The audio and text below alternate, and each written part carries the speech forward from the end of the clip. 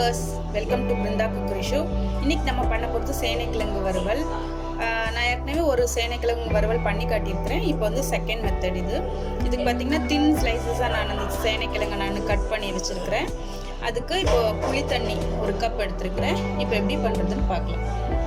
First நம்ம இப்போது புளி தண்ணி வச்சுருக்கோம். இது 1 கப் ஊற்றிட்டு நம்ம வந்து சேனை கிழங்கை வந்து புளி தண்ணியில் நம்ம வேக வச்சு எடுத்துக்கணும். கொஞ்சம் தேவையான அளவு தண்ணி ஊற்றிட்டு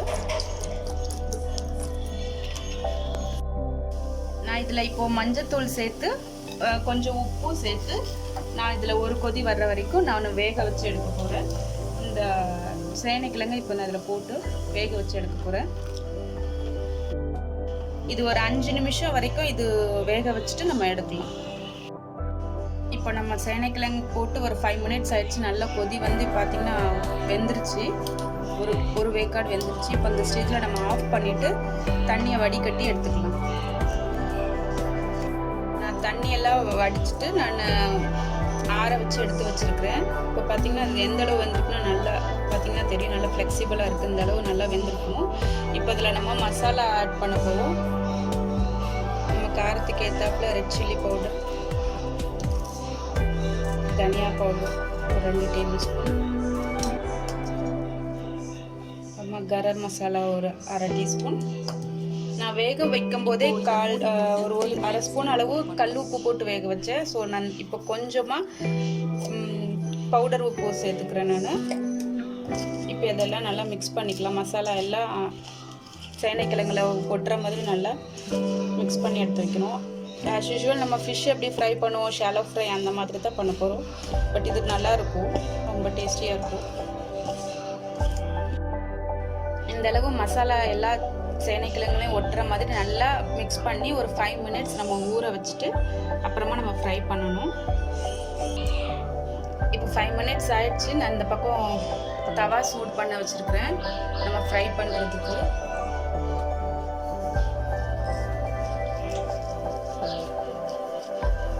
தவா நான் ப்ரீ ஹீட் பண்ணி வச்சுருக்கிறதுனால ஆயில் அப்ளை பண்ணிக்கிறேன்.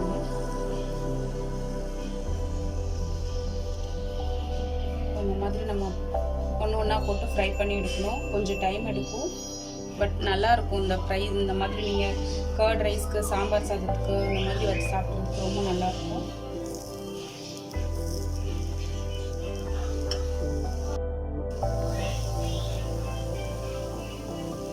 இது மேலே நான் ஆயில் கொஞ்சம் விட்டுக்கிறேன்.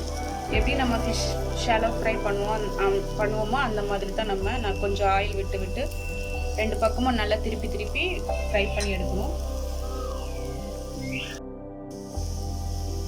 இப்போ நான் டர்ன் பண்ணி போட்டுக்கிறேன், திருப்பி போட்டுக்கலாம்.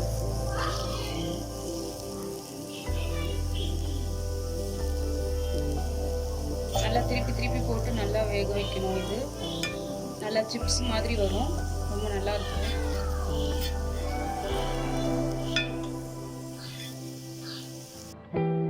இப்போ எல்லாம் திருப்பி போட்டதுக்கு மேலே கொஞ்சம் ஆயில் அப்ளை பண்ணிக்கிறேன் நான். இப்போ தான் நல்லா ஃப்ரை ஆகும்.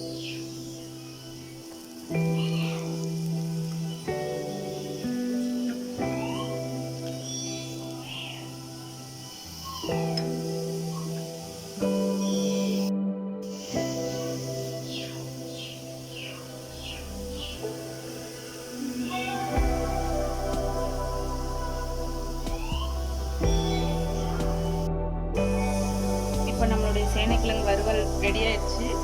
பார்த்திங்கன்னா தெரியும், நல்லா வறுவல் வந்துட்டு ஃப்ரை ஆகிடுச்சு, நல்லா வறுபட்டுருக்குது. இது வந்து நீங்கள் எவ்வளோ தின் ஸ்லைஸாக கட் பண்ணுறீங்களோ அவ்வளோத்துக்குள்ள சீக்கிரமாக ஃப்ரை ஆகணும். உங்களுக்கு டேஸ்ட்டும் ரொம்ப நல்லாயிருக்கும். இப்போ இதை நம்ம ஒரு பிளேட்டுக்கு மாற்றிக்கலாம். இப்போ நம்மளுடைய சேனை கிழங்கு வறுவல் தயாராகிடுச்சு. இதை நீங்களும் ட்ரை பண்ணி பாருங்கள் உங்கள் வீட்டில். ரொம்ப சூப்பராக இருக்கும். ரச சாதம், சாம்பார் சாதத்தோட காம்பினேஷன்ஸ் ரொம்ப நல்லாயிருக்கும். இதை செஞ்சு பார்த்துட்டு உங்களுக்கு எப்படி வந்தது எனக்கு கமெண்ட்டில் சொல்லுங்கள். பிடிச்சிருந்தா லைக் பண்ணுங்கள், ஷேர் பண்ணுங்கள், மறக்காமல் சப்ஸ்கிரைப் பண்ணுங்கள். தேங்க்யூ, பாய்.